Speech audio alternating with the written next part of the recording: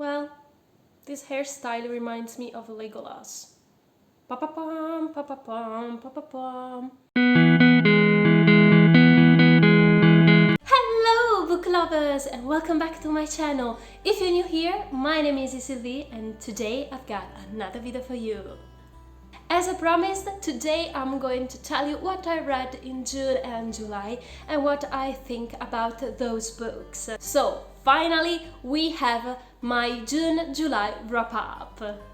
Before starting, I just like to tell you to ignore any background noise. I'm trying to film this very quickly, but I don't know what will happen in the neighborhood, so concentrate on what I'm speaking about and forget all the rest.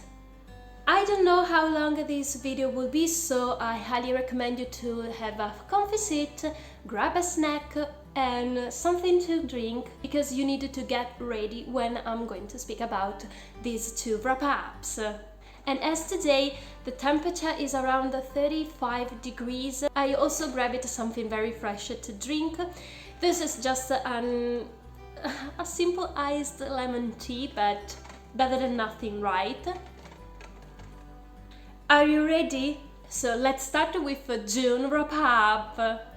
I don't know if I am able to show you how many books I had to read in June, but these are those books. Let me take them down. Let's grab each book and I will tell you my thoughts, if I read it or DNF it, etc, etc. In June I read a lot of books with LGBTQIA+ theme, especially because first, June is the Pride month, even though we need to celebrate the LGBT community throughout the year. And second, because I participated to the Whatever You Want-a-thon, my first ever readathon that was hosted and created by Maddie from the book browsing vlog channel. And I tried to read as many books as possible, but yeah, I wasn't able to read all the books that I've just shown you. And the first book that I've grabbed from the pile that I've just shown you is Birthday by Meredith Russo. I loved this book. It was the first book I've read with a trans character, because we are following Eric and Morgan friendship. They were born on the same day, and from that moment they were inseparable best friends. But now Morgan is struggling in his teen life and accept his true identity, because Morgan really wants to be a girl. In some parts you will feel really bad, because the writing style really makes you feel what Morgan feels and how difficult and oppressing his life is when Morgan can really come out and finally be the true self she wants to be. If you're looking for a contemporary young adult that involves rainbow vibes physically on the spine, but especially on the plot of this book, I highly recommend you to read this one. I also want to give you some trigger warning, because you will find some alcohol addiction, you will find self-destruction and depressive thoughts. So yeah, be careful, but this is a pearl in your hands.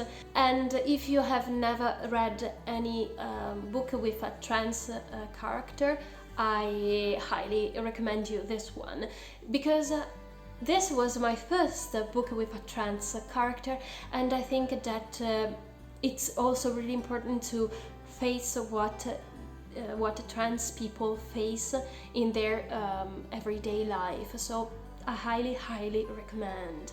Moving on to the second book or series, this is again a book with LGBT+ theme, and I'm speaking about the Heartstopper series by Alice Oseman. I will just take the first one. In Heartstopper, that is a graphic novel, we follow how Nick and Charlie met at high school and fell in love. I don't know if I will be able to tell you how much I love this series. Each volume is pure joy. We have everything that you need when you need something really heartwarming, happy and funny, but also with serious topics. Alice Oseman's drawing style is so simple but effective. I just give you some look on it. So we have, for example, we have just like this, and I think that this series is well known on the book community. In this book you will find family and friends that are supportive, the LGBT community represented in it. You will have strong characters, and as well as cute dogs. I don't have any other words, so if you want a graphic novel that you will be addicted to, if you want to have a funny story but with a serious theme, and here I'd like to give you also some trigger warnings that the author herself told during the volumes. There will be bullyism, there will be self-harm, there will be mental health issues, eating disorder representation. This is a cute pie, but with some bitter taste. Once more, if you really want to have your cinnamon roll, you want to have your heart-warming reading, this is the perfect choice for you. And now let's move to some books that I haven't read. The first book is The Perks of Being a Wildflower by Stephen Chbosky. I really hope to be able to read this book in the near future. And the second one, I'm really disappointed with myself for not grabbing it. And I'm speaking about The Witch's Heart by Geneviève Gornichek.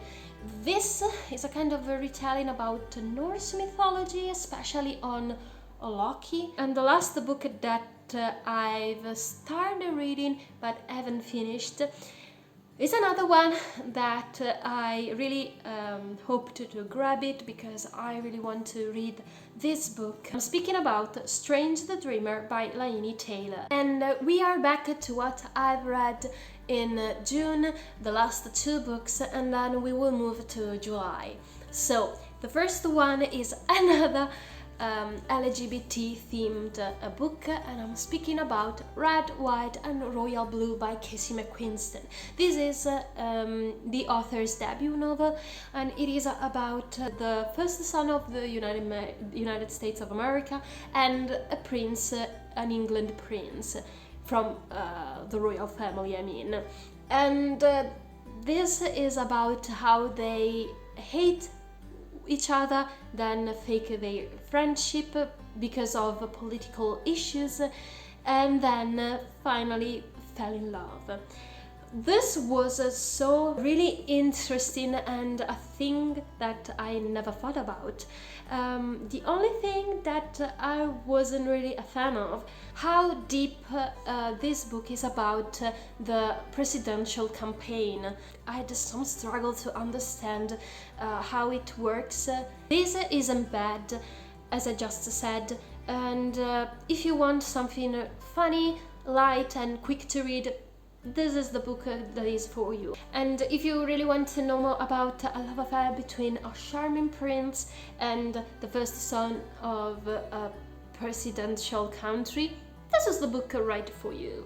And the last book from Junewrapup is a book that has conquered the hearts of a lot of people around the world. And this is a Japanese contemporary adult fiction, and I'm speaking about The Traveling Cat Chronicles by Hiro Arikawa. What I think about it? Well, it wasn't good, it wasn't bad. I don't want to put down this book because I can see where a lot of people loved it, but it was okay for me. It was good in some parts, in other it was so boring. In this book we are following Miyawaki, that is a boy who found a stray cat and decided to adopt him, because this cat reminds him about his first cat back when he was a child. And then at some point Miyawaki decides to visit all his friends and relatives in order to give this cat a new house. For me it was good because of the cat character, obviously. I love cats. Because of the Japanese setting. So the boring parts were at least the first chapters, because they were more centered on Miyawaki's childhood. It was a little bit boring, and without giving you any spoiler, at the very beginning I had suspicions about why Miyawaki has to find to his cat a new house. I recommend you to read this book, but be careful, especially because the more you got into the book, the more you will be emotional. If you really want to have something different and more on the adult fiction, grab this and you won't regret. But remember, bring with you handkerchiefs. And now let's move to the July wrap-up. So in July I've also participated to 2 different readathons. The first one was the video game-a-thon, and it was hosted by Danny from Current Chapter channel and her friend Kelsey from Reading with Kelsey. And then I also participated to the Tarot Readathon that was hosted from different lovely girls that have their own channels. And I highly recommend you to watch July Roulette Round, because there was an unexpected and whimsical interaction. For July I had to read these books. So the first one is my Kindle, because I got an ebook copy of The Ones We're Meant to Find by Johan He. So this book is a kind of a sci-fi where 2 sisters need to find one another. One of them is stuck on an island, and her only company is a kind of an android. I started read this very soon in July, but then I had to stop because I, as always with sci-fi books, I had struggles to connect all things, to go straight to the line, to follow what is written. This is maybe my problem with sci-fi. So continue the series of I started that book but didn't finish it. We are now on Pax by Sarah Pennypacker. This is a middle grade story around the friendship between a young boy and a fox. As I love foxes, I was meant to read this one, but I started reading it at the end of July, so yeah, I had to stop it. And now move to all the books I haven't read in July. The first one is The Geography of You and Me by Jennifer E. Smith. This is a YA romance contemporary book about 2 teenagers that live in the same building but have never met before, until they have been stuck into an elevator in their home building during a blackout, I think, and they start talking together and fell in love. The second book I didn't read during July is a book that has become a classic among the book community, and I'm speaking about I'll Give You the Sun by Jandy Nelson. This is about twin siblings very close to each other until something really bad happened, and now they barely speak to each other, and they both fail for boys that they can have. And the last book was adapted into a movie, and it was really well known again once more in the book community, that I feel ashamed once more. Well, I'm always ashamed for not having already read a lot of books that people in the book community have read ages ago. But this book is a kind of a thriller, and I'm speaking about Gone Girl by Gillian Flynn. The only thing that I know is about this married couple, Emmy and Nick, that have a very normal life, perfect for a couple, until Emmy disappears, and everything leads on Nick as a main suspicion. The only thing that I can tell you is that I really hope to be able to read all the books on my bookshelves in the near future. But now here are 4 books that I've read. I don't know where to start, but I think that I'm going to go with the only one among the 4 of them that I haven't finished. And I'm speaking about The Northanger Abbey by Jane Austen. This book was so boring. This book was so boring. I hate it. I've kept reading until half of it, but then it was enough for me, guys, because Northanger Abbey says the title, but I can assure you guys, half of it, this Northanger Abbey didn't display itself. It was just about daily trips, ballets, friendship that sounds so artificial. I know that Jane Austen wrote it as a parody to Gothic literature.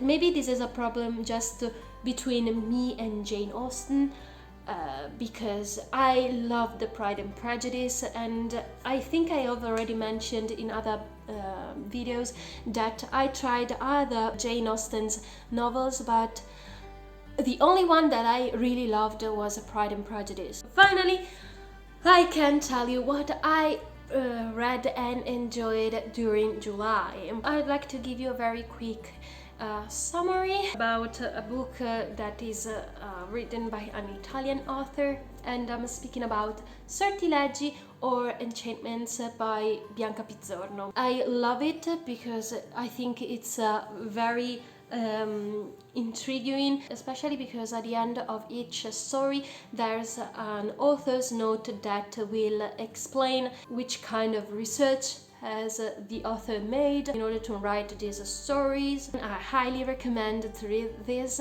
Penultimate book is a kind of a contemporary young adult thriller, a debut novel as well, and I'm speaking about the well-known One of Us is Lying by Karen McManus. I love reading this book because it was so strange to read. This is a story about 5 teens that were sent into detention, but just 4 came out alive. This was one of the 3 books that you viewers should have picked for me, and a very sweet girl suggested me to read this one because she also was so curious to know more about it. So here we are, and what I can tell you without any spoiler is that everybody has secrets to keep hidden. I suspected about what happened and who was responsible for from the very beginning. I had an idea, but then when I kept reading the book, I've forgotten about this idea until the very end. But I also felt disoriented because sometimes read some chapter and you think, oh, he or she is the murderer, and then after a few chapters you have to reconsider your own thoughts. So it was really well executed, but how the solution of this murder was found, it was a really big disappointment. If you have read this one, you know how things were discovered, and I didn't like it because it was like, oh, how didn't they seen it before? But I highly recommend you to read this one. It's a very quick read, especially because you really want to know more about each character and their own secrets, and you really want to know how everything happened that day into the tension. If you want a young adult thriller that it's a page turning, this is the right thing for you. Finally, we have our last book from today's double wrap-up. I loved everything about it, and I'm speaking about On a Sunbeam by Tilly Walden. This is the Italian edition and it's really chunky. I highly recommend you to stop and look for all the details. What you can find in this book: traveling spaceships, an all-female cast, POV representation, the LGBT representation. You will have some blow-minded plot twists. I also love Tilly Walden's drawing style. You sometimes will have pages like this, so you have the normal comic format and then this gorgeousness. I mean, look how detailed is this. If you are looking for a graphic novel with greater representations and into sci-fi genre, I won't stop telling you to grab this book as soon as possible and read it. I can't wait to read other Tilly Walden's graphic novels. So that's all for today's video. Thank you so much for watching. I hope you enjoyed it. If you're still here, why not let me know that you arrived till the very end of this video with a sun emoji, because today is very hot, guys. Let me know also down in the comments if you have read any of them, what are your own thoughts about them, which books that I haven't finished reading or didn't read that I should prioritize for the next roulette. But I also like to know if you are going to add some of today's video books in your wish list, which one and why. If you liked this video, please leave a big thumbs up. Don't forget to subscribe and be a member of this fantastic book lovers family. Once again, thank you so much, and now we'll wait for you in the next video. Ciao!